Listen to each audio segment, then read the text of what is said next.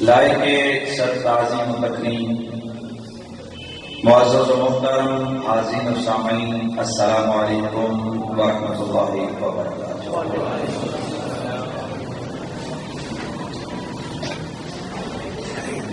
گرامی مرتبہ حاضرین و سامعین، محبت اور دشمنی کے کچھ اصول ہوتے ہیں، اور ایک ایسا ضابطہ و اصول کہ جس سے شاید ہی دنیا کا کوئی شخص بے خبر ہو، وہ یہ ہے کہ محبوب کا دوست دوست ہوتا ہے اور محبوب کا دشمن ہوتا ہے۔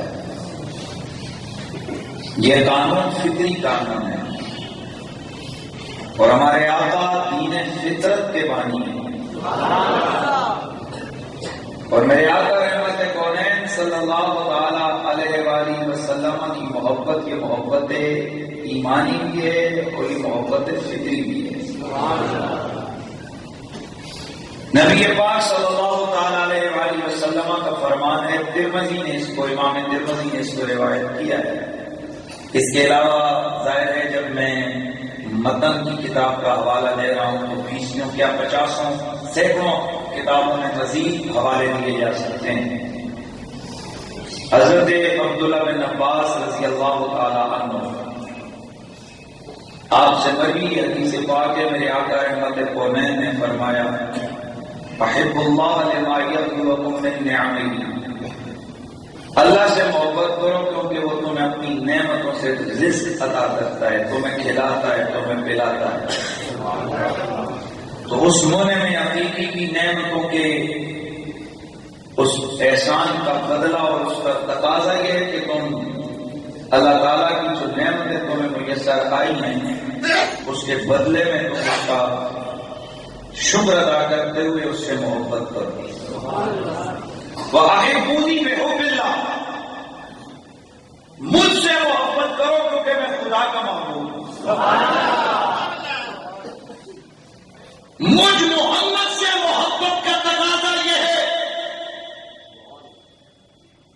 وجہ یہ ہے کہ میں خدا کا محبوب ہوں۔ جب خدا سے تم پیار کرو گے تو مجھ سے تمہارا پیار لازمی ہوگا کیونکہ میں خدا کا محبوب ہوں۔ وَأَحِبُّوا أَهْلَ بَيْتِي لِحُبِّي، اور اگر مجھ سے محبت کرو تو پھر میری آل سے بھی محبت کرو۔ لِحُبِّي کوئی لمبی دلیل نہیں ہے، اس کی دلیل صرف یہ ہے کہ وہ میرے محبوب ہیں، وہ میرے پیارے ہیں۔ گرامی مرتبہ حاضرین، آل بیت کی محبت جیسے عرض کیا جا چکا ہے بارہا، فرائض اسلامیہ میں سے ایک عام ترین فریضہ ہے، اور نبی علیہ السلام کی آل سے بغض یہ منافقت، کفر اور لعنت ہونے کی دلیل ہے۔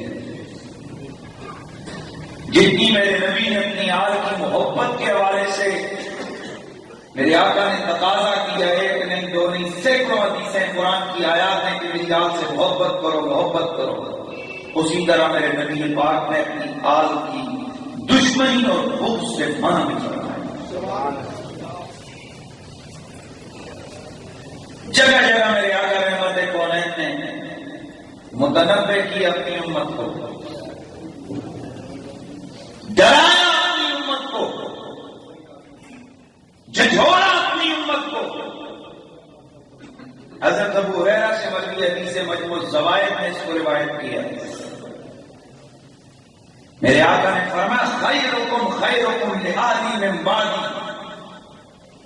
آج تو ہم لوگوں نے پگڑیوں سے اور چلوں سے اور فتووں سے اور سندوں سے اور بڑے بڑے مدرسوں سے ہم نے معیار رکھا ہوا ہے کہ فلاں بندہ بہت چنگا کیونکہ اس کا تقویٰ بڑا ہے، فلاں بہت بڑا کیونکہ اس کا مدرسہ بڑا ہے، فلاں بہت بڑا کیونکہ اس نے ازہر کتاب لکھ ماری ہے، فلاں بہت بڑا کیونکہ اس کی جماعت بہت بڑی ہے، فلاں بہت بڑا کیونکہ جناب اس کے پیچھے تم چھلے بہت ہیں۔ میرے مدنی آقا فرماتے ہیں، خیرکم خیرکم لأہلی من بعدی، میں محمد فتویٰ دیتا ہوں، میں محمد اعلان کرتا ہوں، میرے بعد سب سے بہتر تم میں سے وہ ہوگا جو میری اہل بیت سے سب سے رکھنے والا ہوں۔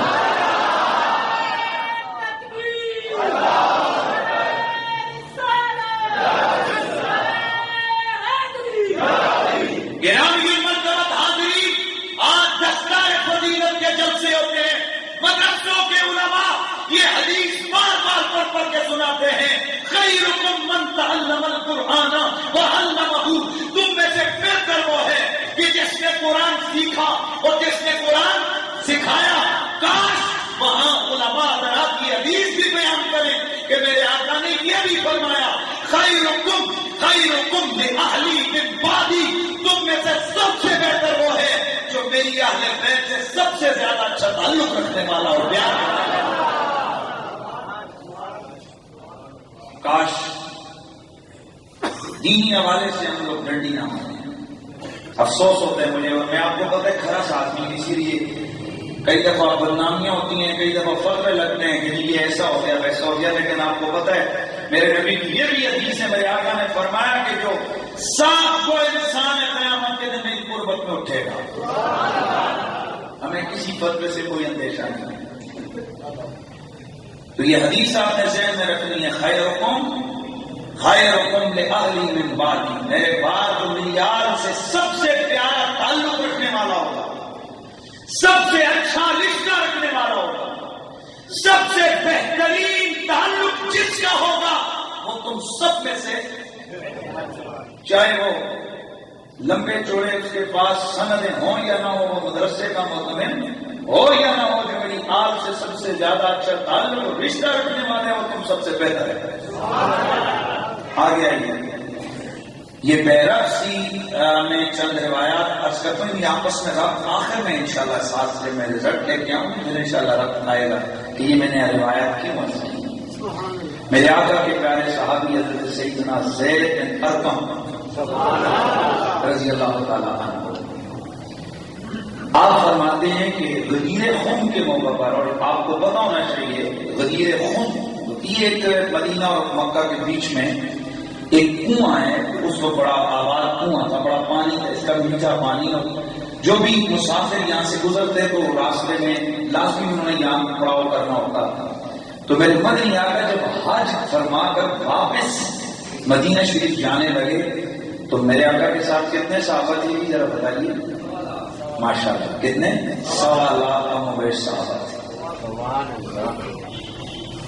تو میرے آقا حضور یہ غدیر خم کے موقع پر میرے نبی نے پڑاؤ کیا، اور یہ وہ مقام تھا کہ جب میرے آقا رحمت کونین نے حضرت بلال کو اسپیشل آرڈر دے کر پورے اجتماع اور پورے قافلے میں، آپ کو پتہ ہے 10,000 آدمیوں کا قافلہ ہو تو کتنا میلوں پر پھیلا ہوا ہوگا، جب 1.25 لاکھ آدمیوں کا قافلہ ہو تو وہ سفر کرتے ہوئے، جب سفر بھی جناب گھوڑوں پر، اونٹوں پر، اور جناب پیدل ہو رہا ہو، سوال ہے ذرا سوچو کتنا بڑا اجتماع، کتنی بڑی حرکت ہو رہی ہو۔ میرے آقا غدیر خم کے موقع پر پہنچی، اس جگہ پر پہنچ کر میرے مدنی سرکار نے حضرت سیدنا بلال کو فرمایا، اور میرے سونے بلال، اور جو آگے جا چکے ہیں انہیں پیچھے بلا لے، اور جو پیچھے سے آنے والے میرے اصحاب ہیں انہیں آگے بلا، اس میں نام میں جمع ہونے کا حکم دے۔ اصحاب پیغمبر سارے نبی پاک کا حکم سن کے جو آگے جا رہے تھے وہ پیچھے آ گئے، جو پیچھے سے آ رہے تھے وہ آگے آ کر سمٹ کر ایک بڑے میدان میں بیٹھ گئے۔ میرے آقا حضور نے اب ایک اونچے ٹیلے پہ کھڑے ہو کر ایک خطبہ ارشاد فرمایا، اور وہ خطبہ کیا ہے؟ حضرت زید بن ارقم نے وہ خطبہ جو دیا، وہ خطبے کے ذرا لفظ سنیے، اور آخر پہ میں تھوڑا اگلا بھی اس خطبے کا ایک حصہ آپ کے سامنے عرض کروں گا۔ بعض حضرات کا خیال محدثین کا یہ ہے کہ یہ جو حدیث میں عرض کر رہا ہوں یہ حدیث خطبہ حجت الوداع کے موقع پر ہے، اور حضرت زید بن ارقم کی یہ حدیث میں اس لیے لے کے آ رہا ہوں کہ یہاں صراحتاً حدیث کے لفظ ہیں، خطبنا رسول اللہ بماء یدعی خمًا، حضور نے ہمیں موضع خم پر، یعنی خم کے کنویں کے پاس سے خطبہ ارشاد فرمایا۔ اس لیے جب حدیث کے صراحتاً لفظ ہے تو اس میں میرے پاس کوئی تعویل کے چانس نہیں ہے۔ بہرحال کچھ محدثین اس طرح بھی ہیں کہ یہ حدیث کہاں، یہ خطبہ کہاں ہوا تھا؟ حضور کا خطبہ حجت الوداع یعنی عرفات میں ہوا تھا.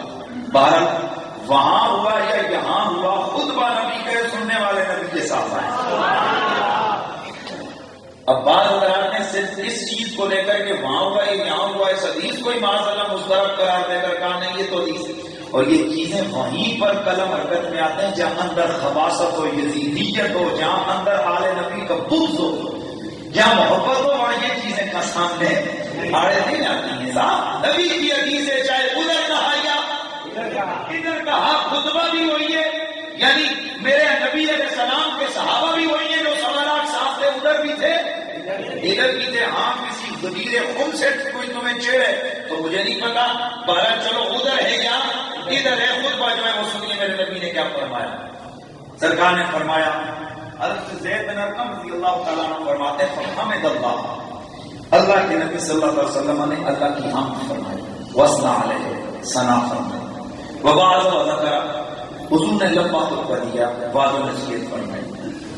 اور اس میں پھر حضور نے یہ بھی فرمایا، اما بعد الا ایھا الناس، آگاہ ہو لوگو، فانما انا بشر یوشک ان یاتی رسول ربی فاجیب، میں انسان قریب ہی اللہ کا بلانے والا میرے پاس آئے گا. حضور خود فرما رہے ہیں ان قریب میرے پاس رب کا بلاوا آنے والا ہے. فاجیبو، میں رب کے بلاوے پر ہاں کر دوں گا.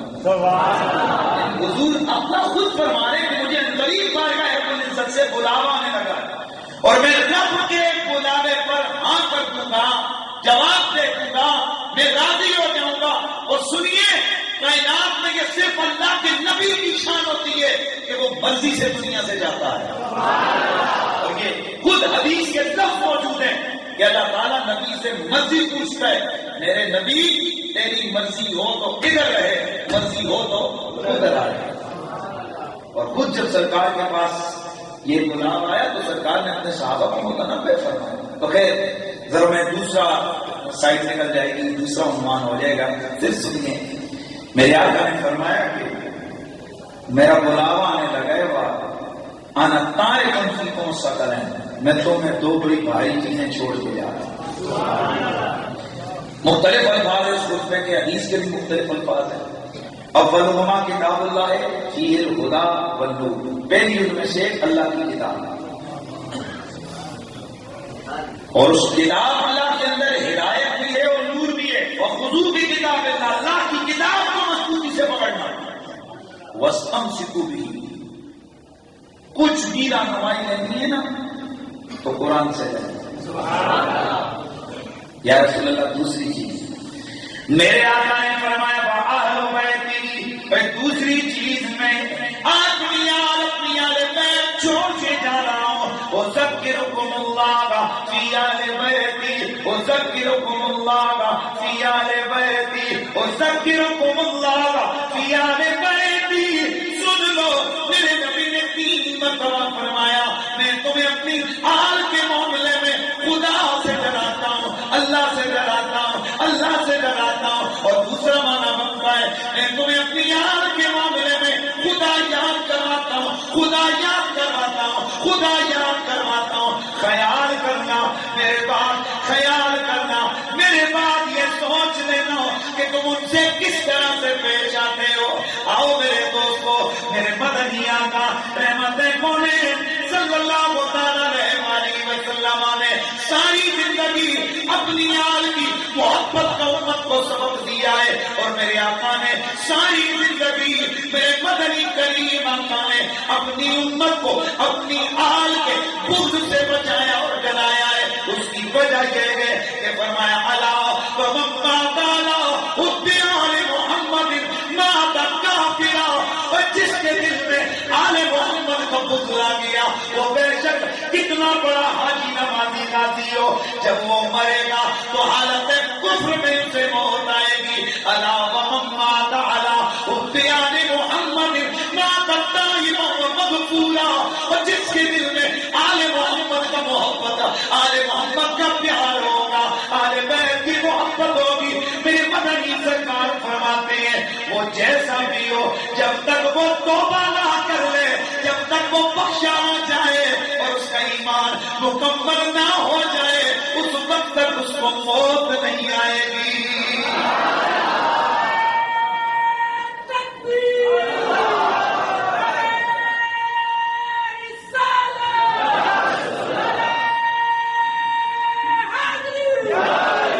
تو میرے دوستوں، میرے بزرگوں، میرے بھائیوں، نبی کی محبت کا تقاضا یہ ہے کہ سرکار کی آل سے اونچا بولیے، پیار کیا ہے۔ اور میں آپ کو سچی بات بتاتا ہوں، یہ کوئی عجیب سا حالات اور انداز اس سے دھرتی پہ گزرے ہیں۔ تاریخ میں آپ پوری تاریخ اسلامی میں آپ جھانکیں کہ جتنا بڑا مقام خال محمد تھا، اتنا زیادہ ان کو ستایا گیا، اتنا زیادہ ان سے دشمنی رکھی گئی، اتنا زیادہ ان سے بغض رکھا گیا، اتنا زیادہ ان کے ذکر سے روکا گیا، اتنا زیادہ ان کے ذکر سے ٹوکا گیا۔ اور یاد چھوڑو سب کسی کو، بتاؤ امام ابو حنیفہ علیہ رحمہ کے بارے میں کسی کو کوئی شک؟ امام شافعی کے بارے میں، امام احمد بن حنبل کے بارے میں نہیں نا؟ تو آپ حیران ہوں گے کہ امام ابو حنیفہ پر فتویٰ لگا کہ یہ شیعہ ہو گئے، امام احمد بن حنبل پہ فتویٰ لگا کہ یہ شیعہ رافضی ہو گیا، امام شافعی پہ فتویٰ لگا یہ شیعہ ہو گیا۔ اور یار تم بڑے اماموں کو چھوڑو، قریب کی دور کو دیکھو، میرے امام اہل سنت امام احمد رضا فاضل بریلوی رحمت اللہ تعالی علیہ، یہ کشتے عشق محمد کی شخصیت، کشتے عشق آل محمد کی شخصیت، کشتے ادب رسالت میرا امام، کشتے ادب و محبت اہل بیت و اصحاب میرا امام احمد رضا۔ اب اٹھائیے، میں کل ابھی 3 کتابیں لے کے آیا، تینوں کے اندر یہ الزام دشمنوں کی طرف سے جڑا ہوا کہ احمد رضا کے جرموں میں ایک جرم یہ ہے کہ یہ شیعہ تھا۔ ریزن کیا لکھی؟ کہتے جی دیکھو، کہتے ہیں تیری نسل پاک میں ہے بچہ بچہ نور کا، تو ہے نور تیرا سب گھرانہ نور کا۔ میں نے کہا کاش اعتراض کرنے والے یہ تو نبی کی حدیث پڑھ لیتا تو یہ اعتراض ہی نہ کرتا، کیونکہ میرے احمد رضا فاضل بریلوی علیہ رحمہ آپ نے جو کچھ بھی لکھا پڑھا وہ قرآن و سنت کا ترجمہ اور تشریح کر کے لکھا اور پڑھا ہے۔ تو میں عرض کر رہا تھا، ہر دور میں آل بیت سے محبت کرنے والوں کے راستوں کو روکا گیا، ان کی شانوں کو دبایا گیا، ان کی عظمتوں اور شانوں، اور آپ ذرا تصاویر لگائیے بنو امیہ کا دور جو گزرا ہے، یزید پلید اور بات کا یہ جو ان کے دور، اور اس کے بعد بنو عباس کا دور گزرا ہے۔ بنو امیہ کے دور میں کسی بندے کا نام علی نہیں رکھا جا سکتا۔ تدریب الراوی پیج نمبر 591 امام سیوطی حضرت علی بن رباح کے ترجمے کے اندر لکھتے ہیں، اور اسی طرح تہذیب التہذیب میں موجود ہے، تقریب التہذیب میں موجود ہے، میزان الاعتدال میں موجود ہے، اسماء الرجال کی جو اہل سنت کی مستند کتب ہے ان میں یہ بات موجود ہے کہ اس وقت کئی بچوں کو صرف اس لیے قتل کر دیا جاتا کیونکہ ان کے نام علی ہوتے۔ یہ قتل کروانے والے کون تھے؟ یہ وہ لوگ تھے جنہوں نے حسین کو معاذ اللہ کربلا میں شہید کروایا۔ یہ وہ بدبخت قسم کے لوگ تھے، یہ بنو امیہ کے وہ بدبخت اور خبیث حکمران تھے جن کی زندگی کا مشن تھا کہ آل بیت اطہار کے نام کو ختم کیا جائے۔ پورے شام اور پورے بلاد کے اندر اس وقت ان کا سرکاری آرڈر تھا کہ 66,000 ممبر تھے اس وقت سلطنت اسلامیہ کے، کہ ہر خطیب لازمی طور پر خطبے سے پہلے معاذ اللہ حضرت علی کے لعنت بھیجتا تھا، استغفر اللہ کو پھر کو استغفر اللہ۔ ہر خطیب کے لیے لازم تھا کہ وہ اہل بیت کی مذمت کرے، یزید اور اس کی قوم پر درود پڑے۔ اس کے بعد تک یہ سلسلہ جاری رہا، لیکن دوستوں ذرا حساب لگاؤ، عظمت جسے رب دے کوئی چھین نہیں سکتا، عزت جسے رب دے کوئی گھٹا نہیں سکتا، کمال جسے مولا دے اسے کوئی مٹا نہیں سکتا۔ کہاں ہے وہ نام مٹانے والے آل محمد کے؟ کہاں ہے وہ فکر مٹانے والے آل بیت اطہار کے؟ میرا چیلنج ہے پورے پاکستان کے اندر، آپ نادرا والوں کو کہو چیک کرو جا کے ان کی ویب سائٹ، پورے پاکستان میں کروڑوں لوگ موجود ہیں، سارے نام آپ کو ملیں گے لیکن یزید نام کسی کا نہیں ملے گا۔ آئے آئے یزید نام ہے، پھر آواز ہے یزید نام کسی کا نہیں ملے گا۔ اور یہ کچھ لوگوں نے ایک تحریک شروع کی ہے کہ جی خاص قسم کے نام لوگوں میں رکھو، اور یار تمہاری تحریکوں سے یہ کام نہیں ہوتا۔ آخر اس مخلوق کو پوچھو تیرا نام کیا ہے؟ محمد حسین۔ تیرا نام کیا ہے؟ محمد علی۔ تیرا نام کیا ہے؟ غلام علی۔ تیرا نام کیا ہے؟ فیضان علی۔ تیرا نام کیا ہے؟ انعام علی۔ تیرا نام کیا ہے؟ احسان علی۔ تیرا نام کیا ہے؟ غلام علی۔ تیرا نام کیا ہے؟ عاشق حسین۔ تیرا نام کیا ہے؟ خادم حسین۔ تیرا نام کیا ہے؟ محمد حسین۔ تیرا نام کیا ہے؟ علی حسین۔ حسین حسین علی علی۔ اور پچھلے دنوں میں انٹرنیشنلی یہ بات ریکگنائز ہوئی کہ پوری دنیا کے اندر مسلمانوں کے ناموں میں دو نام سب سے زیادہ ہیں، ایک محمد اور دوسرا حسین۔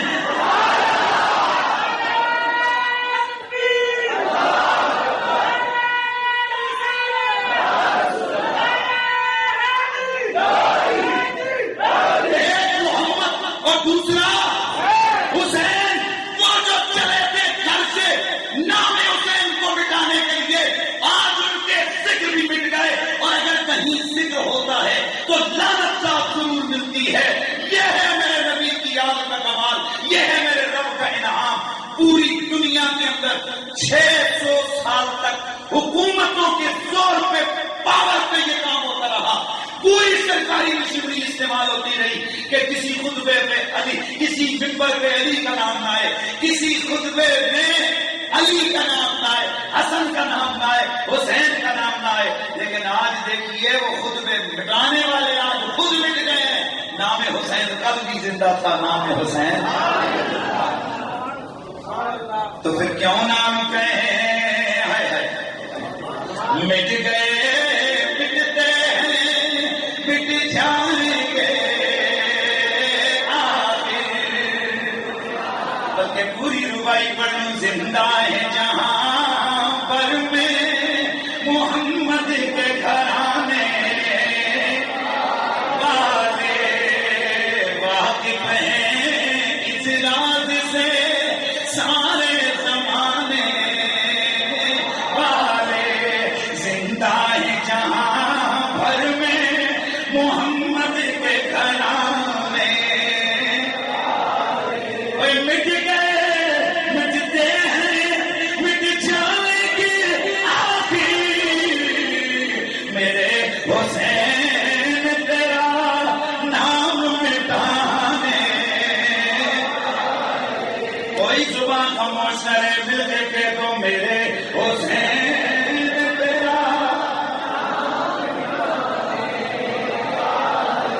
پھر ذرا بولو میرے حسین تیرا، مٹ گئے، مٹتے ہیں، مٹ جائیں گے آخر، میرے حسین تیرا۔ اے میرے حسین تیرا نام مٹانے۔ آؤ میرے دوست، آج دنیا کے اندر ہر گلی، ہر نگر، ہر شہر، ہر بستی، جدھر جدھر میرے نبی کا کلمہ ہے، ادھر ادھر حسین سے پیار کیے، حسین سے محبت کا اظہار کیے۔ بھئی یہ کیا ہے؟ گویا میرا رب بدلہ دے رہا ہے، میرا رب انعام دے رہا ہے۔ او محمد کے گھرانے والوں، تم نے میرے محبوب کے مشن کے لیے اپنا خون دیا، اپنا گھر بار دیا، اپنی اولاد، اپنا خاندان قربان کیا۔ لو اب جب تک میرے یار نبی باقی ہے، تب تک تمہارا نام باقی ہے۔ حضرات، میں تھوڑا سا جذباتی ہو گیا، اگر میری جگہ آپ ہو تو آپ پتہ نہیں پھٹ ہی جائیں۔ یہ تو پھر بھی علماء کا ظرف ہوتا ہے کہ بہت کچھ پڑھ کے پی جاتے ہیں۔ ایک دوست کالج کے اسٹوڈنٹ تھے، وہ بہت زیادہ جی آپ یہ کرتے ہیں، ان کو صرف 2 کتابیں دی، تیسرے دن آئے وہ جناب غصے سے پھٹے جا رہے ہیں، جی ہم یہ میں نے کب برداشت کر ماننا کہ علماء کا ظرف پھر بھی کتنا بڑا ہے، وہ سب کچھ پڑھ کے پھر بھی ہر چیز کو اعتدال میں رکھتے ہیں۔ اور پھر جائے قسم کا طبقہ ہمیں کہتے ہیں آپ یزید کے قصیدے کیوں نہیں پڑھتے؟ یار جس گلی جانا نہیں اس کا پتہ نہیں، پوچھیے جس پلیت سے ہمارا رشتہ ہی کوئی نہیں نہیں، جس پلید سے ہمارے ایمان کا واسطہ ہی کوئی نہیں، جس پلید سے مسلمان کا ارادہ ہی کوئی نہیں، اس کا نام کیوں نہیں زبان پر؟ ہاں دیں گے، جس طرح شیطان کا لیتے ہیں اسی طرح یزید کا لیتے ہیں، جیسے شیطان پر رجیم کی لعنت بھیجتے ہیں اسی طرح جب تک دم میں دم باقی ہے یزید پر بھی لعنت بھیجتے رہیں گے۔ کچھ لوگ کہتے ہیں کہ لعنت کا ثواب ہوتا ہے، دنیا کہاں پہنچ رہی ہوتی ہے اس بات پہ چکر توجہ کہ نہیں ہے؟ ہر معاملے میں کس کو لے کے آگے؟ ثواب۔ لیکن یاد رکھ جہاں عشق اور محبت ہو وہاں ثواب کے چکر میں نہیں ہوتا۔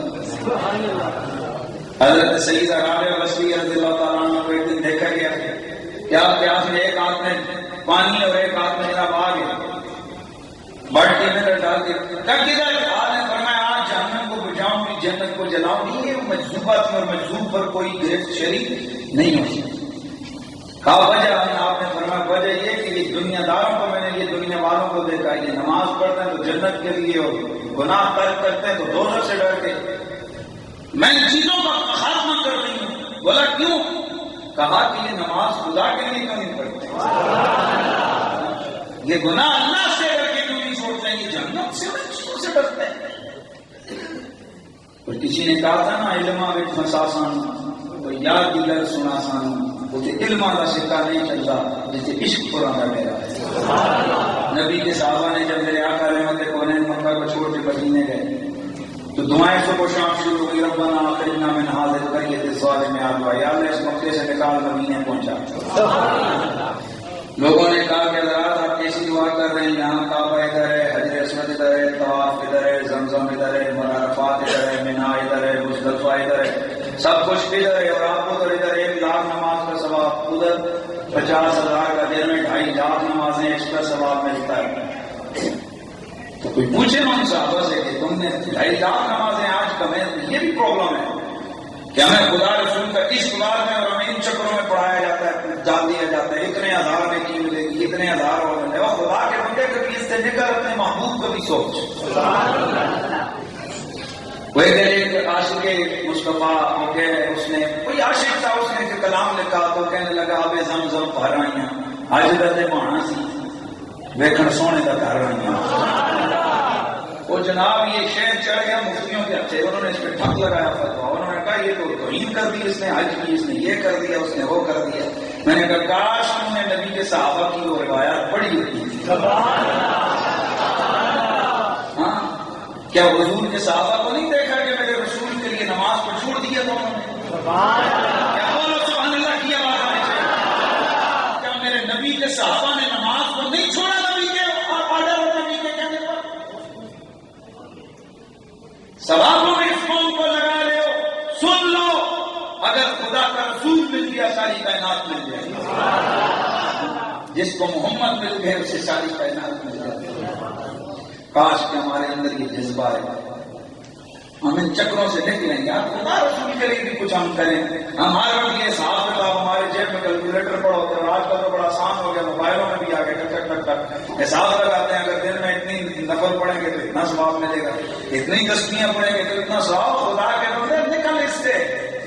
کیا یہ نہیں آپ نے دیکھا ہوگا حضرت سیدنا بایزید بستامی آپ نے فرمایا، کسی نے کوئی بات کی تو آپ نے فرمایا عاشق کی ایک عشق میں محبوب حقیقی کے عشق میں نکلے، آپ ان کی 70 سال کی عبادت کو کراس کر کے آگے گزر جاتے ہیں۔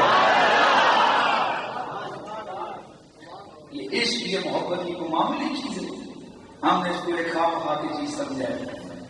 نبی کی محبت میں ایک سجدہ کروڑ سجدوں کے بہاری ہے۔ وہ اقبال نے اس لیے تو کہا تھا نا کہ کچھ ایسا سجدہ کر کے جس کا نشان باقی رہے۔ تو اپنے ماتھے کے نشان کی بات لگے ہوئے کہ میرے ماتھے پہ کچھ تھوڑا سا نشان آ جائے، اقبال کہتے ہیں ایسا نشان کر، ایسا سجدہ کر کے دھرتی میں نشان باقی رہے۔ آج پوچھنا حسین نے کہاں سجدہ کیا، صدیاں بیت گئی ہیں، اور اس دفعہ کی رپورٹ تھی کہ کربلا کے اندر، اس بات کو چھوڑو اس چکر میں ہم نہیں پڑھتے وہاں کون گیا تھا، کس مسلک کا تھا، صرف یہ چیز لے کے آتے ہیں کہ جو گیا تھا کربلا میں وہ حسین سے محبت میں گیا تھا۔ اس دفعہ کی انٹرنیشنل رپورٹ ہے، اس دفعہ اتنے بم دھماکے، اتنے روزے، اتنے جھگڑے، اس کے باوجود 2 کروڑ لوگ کربلا میں جمع. سبحان اللہ. اور یہ بات آپ کا بہت سارا انٹرنیشنل میڈیا پی گیا کہ دنیا پہ تھر ہی نہ مچ جائے کہ جب حسین سے اتنے پیار والے ہیں تو محمد سے کتنے پیار والے ہیں.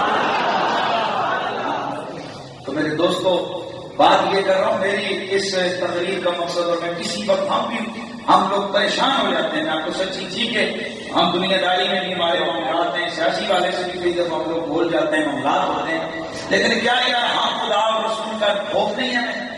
ہم گھر میں جا کے ہمیں سوچنے کا موقع نہیں ملتا.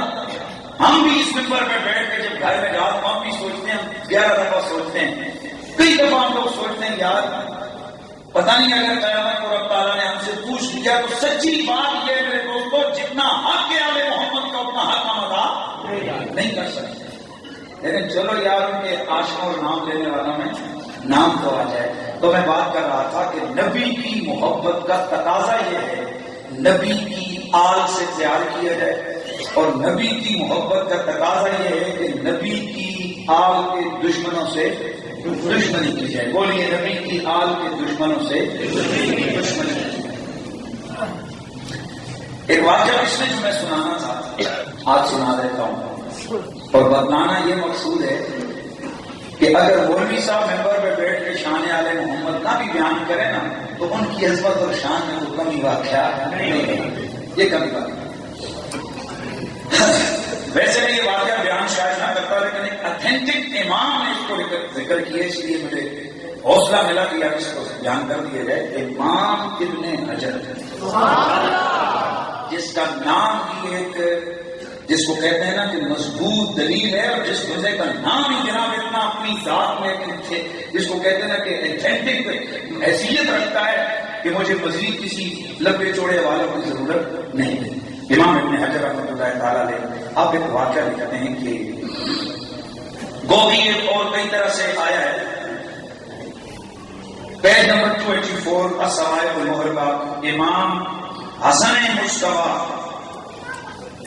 امام حسین رضی اللہ تعالیٰ، بولیے کون؟ امام حسین رضی اللہ تعالیٰ عنہ کے پوتے تھے، اور خلیفہ متوکل، کیا نام بتایا میں نے؟ خلیفہ متوکل.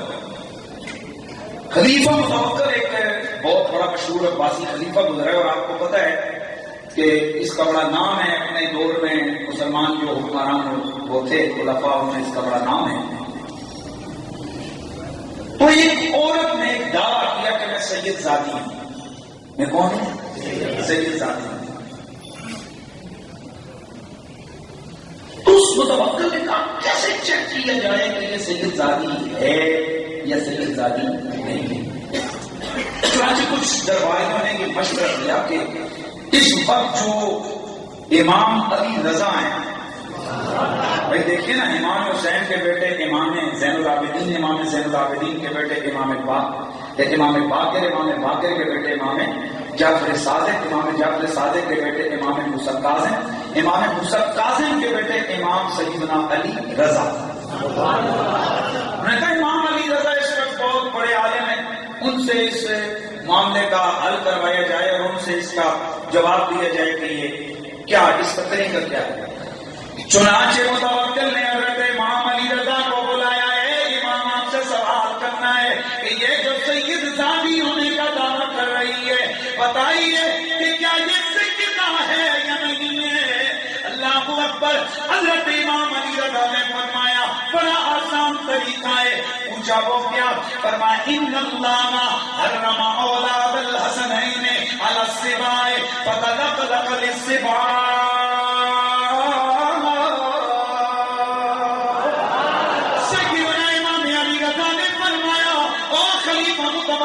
بس ایسا کر دے، ایسا کر کہ میرے پاس میرے خاندان کے راستوں سے یہ حدیث پاک پہنچی ہوئی ہے، یہ روایت پہنچی ہے کہ مدنی کریم آقا نے فرمایا کہ اللہ کریم نے میری اولاد حسنین کی اولاد کو، توجہ ہے، حسنین کی اولاد کے خون کو درندوں پر حرام کر دیا ہے. فرمایا آسان طریقہ یہ، اس کو کسی درندے کے سامنے لے جاؤ، اگر یہ سچی ہوئی نبی کی آنکھ سے ہوئی تو اس کو کچھ بھی نہیں کہے گا۔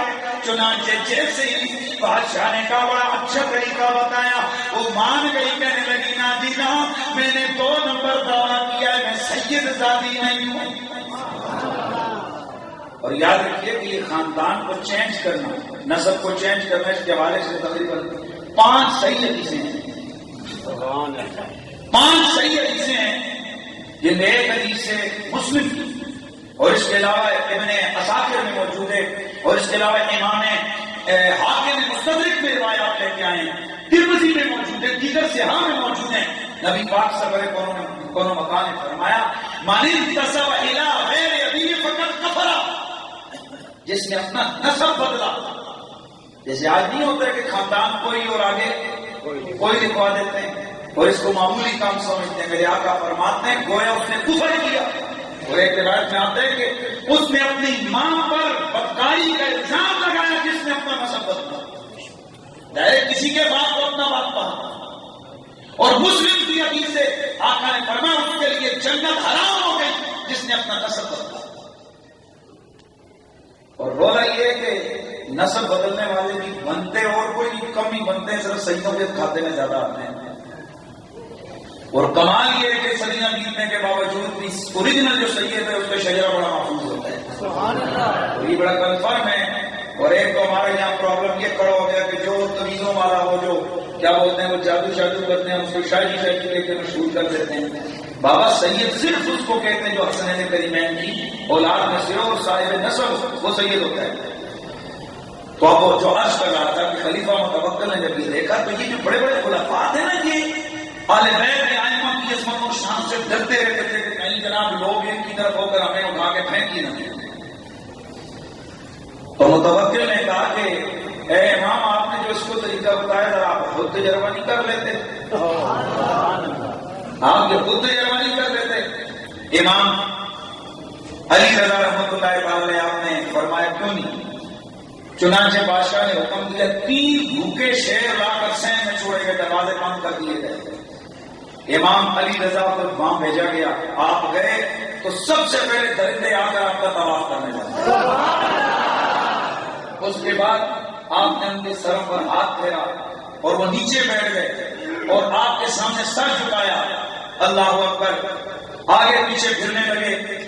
اس کے بعد جس وقت خلیفہ نے دیکھا تو وہ اپنے تخت پہ بیٹھ کے کانپنے لگا، اور اب اس کا جملہ جو اس وقت کی تاریخ میں اور روایات بکس کے اندر موجود ہے، کہنے لگا سبحان اللہ والحمد للہ الذی، پاک اللہ اور تمام تعریفیں اس مالک کونین کی ذات والا صفات کے لیے، اور جس نے درندوں کو بھی بتا دیا کہ آل محمد کی شان کیا ہوگا۔ آل بیت اطہار کی شان کیا ہوتی ہے؟ حضرات گرامی، فحق اور متوکل بجائزۃ عظیمہ۔ اب جب امام علی رضا واپس گئے تو پورا ایک دستہ آپ کے ساتھ اس نے پروٹوکول کے طور پر بھیجا اور کہنے لگا بے عقل ہو۔ اچھا یا دیکھیے ایک سوال ہے، بڑا کوشچن ہے، بڑا توجہ آپ نے رکھنا ہے، تھوڑا سا سوچنا ہے ہم نے۔ بتائیے کہ کیا شیر اور درندہ جو ہوتا ہے، بھوکا درندہ، اس کو کسی قسم کی شرم یا کوئی تقاضے شکار دیتے؟ بولیے۔ تو شکار تھا نا، سامنے بھوک لگی تھی، نوالا پکڑ اٹھا کے کہا بے عقل ہے، اس کو کسی نے الزام تھوڑا دینا تھا کہ وہ شیر بڑا خبیث نکلا، اس نے چیر پاڑ کے کھا لیا۔